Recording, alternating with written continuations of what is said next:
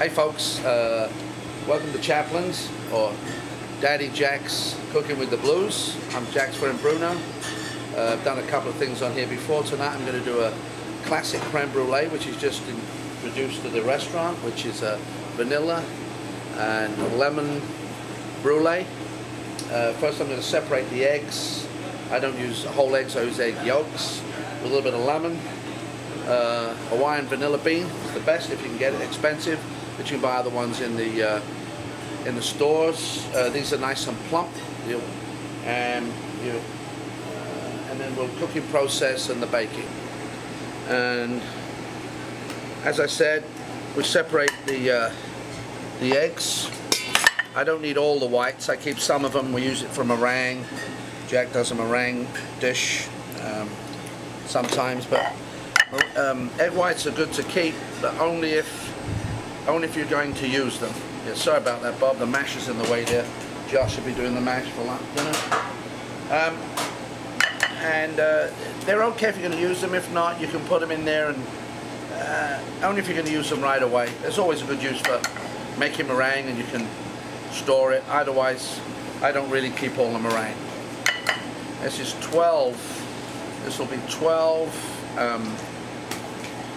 egg yolks, and that'll do about 2, 4, 6, 8 brulees. Creme brulee really means, translation is for burnt sugar. Creme, not burnt sugar. The sugar's burnt cream, and obviously you don't want to have it.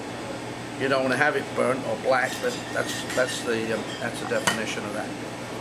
Now we're going to take a pretty sharp knife, and we're going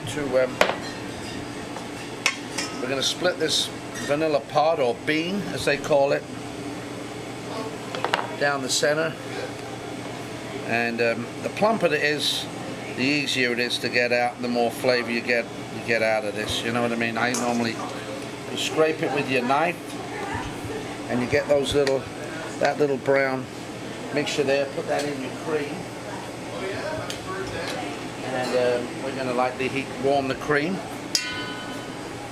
We're still cutting the vanilla bean up here, and the plumper it is, the better it is. You know, the more of the inside you get out. But some people can use, some people actually use vanilla extract, as they call that. That's in a European, mainly more than here, or imitation vanilla, or you can do your own vanilla.